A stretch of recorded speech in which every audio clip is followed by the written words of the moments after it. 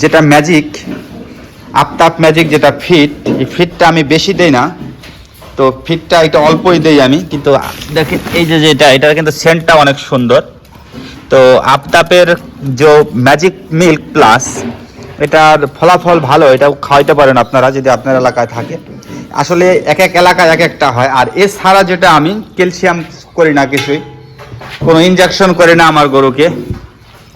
আর বাড়তি খাবারের মধ্যেই এই একটাই আছে, এইটাকে খাওয়াই, এই এটিক্যাল ভ্যাটটাই আমি আমার গরুকে দেই।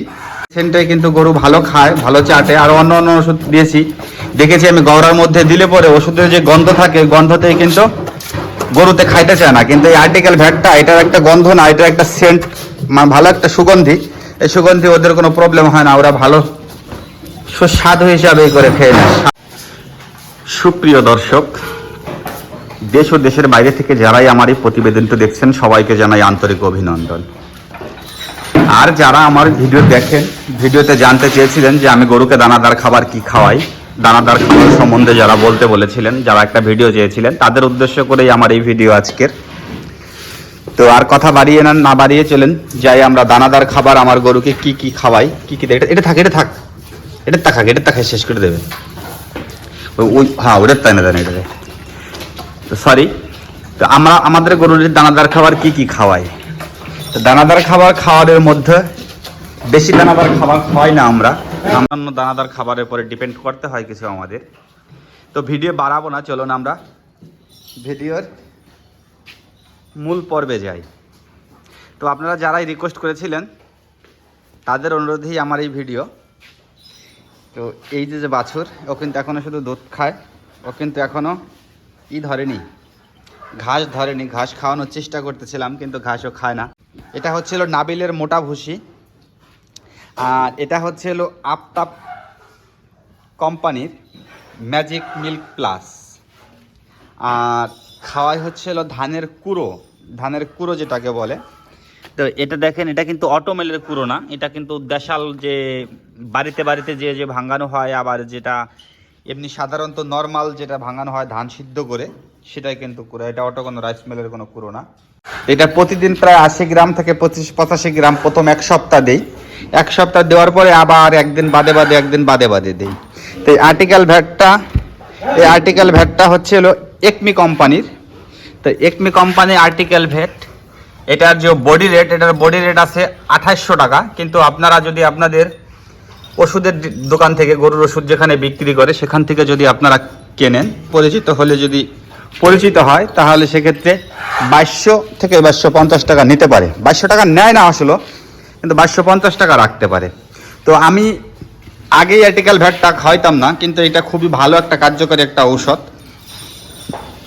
এটা আপনারা খাওয়াইতে পারেন। এটা থাকে 5 লিটার।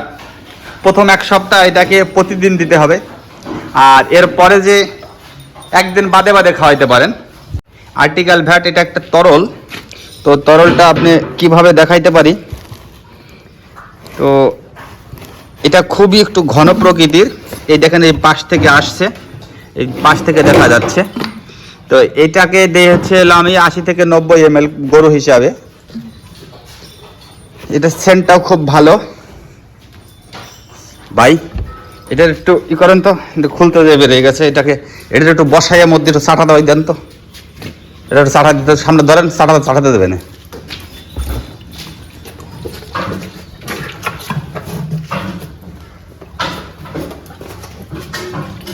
দেনা চাটা দেওয়ার কথা। হ্যাঁ, এটা আর যে গরুটা আছে হাড় বের করা, এই হাড় বের করা গরুটাই সকালবেলা 12 লিটার দুধ হয়। এই হচ্ছে ওর অলান, এই হচ্ছে ওর দুধের ট্যাঙ্কি। তো এটাই সকালবেলা 12 লিটার দুধ হয়। আর বাছুর যেহেতু এখনও ছোট, তো বাছুর ছোট থাকার কারণে কিন্তু আমি আর বিকাল ওকে দোয়াই না। বাছুর কিন্তু শুধু এখন দুধই খায়। এটার বয়সে যে হয়ে গেছে 23 দিন আজকে।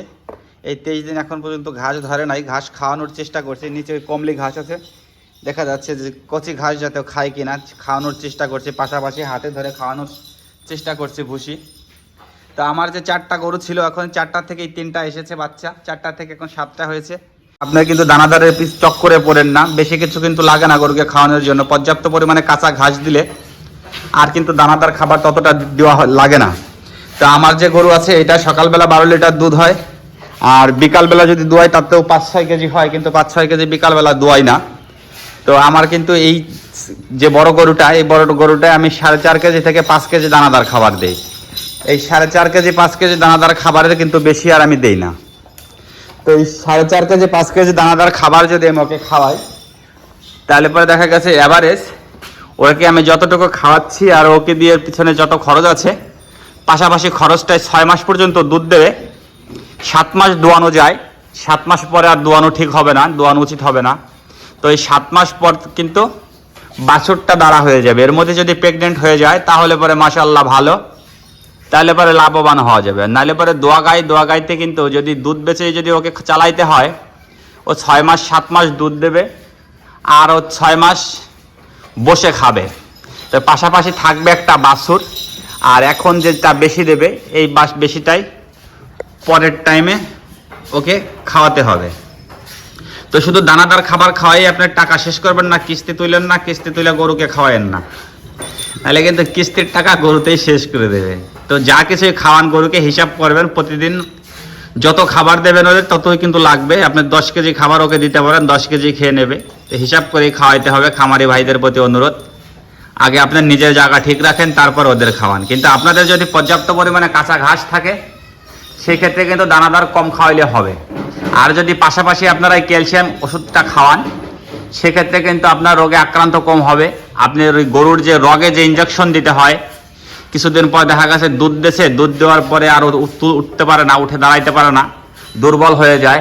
তো সেক্ষেত্রে যদি পাশাপাশি আপনারা এই আর্টিক্যাল ভ্যাটটা যদি আপনারা খাওয়ান, রগে ইঞ্জেকশন করতে হবে না, রগে স্যালাইন দিতে হবে না, সুস্থ সবল থাকবে, আপনিও লাভবান থাকবেন। সুস্থ থাকবে গরু, সুস্থ থাকবেন খামারি, বাঁচবে আপনার খামার।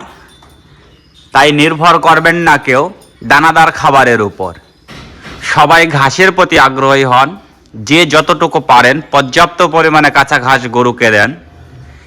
কাঁচা ঘাস কিন্তু আপনার কিনতে গেলে কস্টিং কম হবে, খরচ কম হবে আপনার। আর যখনই আপনি দানাদার খাবারের পরে ঝুঁকে যাবেন, খড়ের প্রতি ঝুঁকে যাবেন, তখন কিন্তু আপনার কস্টিংটা বেড়ে যাবে। আর যখন কস্টিংটা বেড়ে যাবে তখন কিন্তু আপনি লোকসানে পড়বেন। তাই পর্যাপ্ত পরিমাণে কাঁচা ঘাস দেন, কাঁচা ঘাসের বিকল্প কিছু নেই।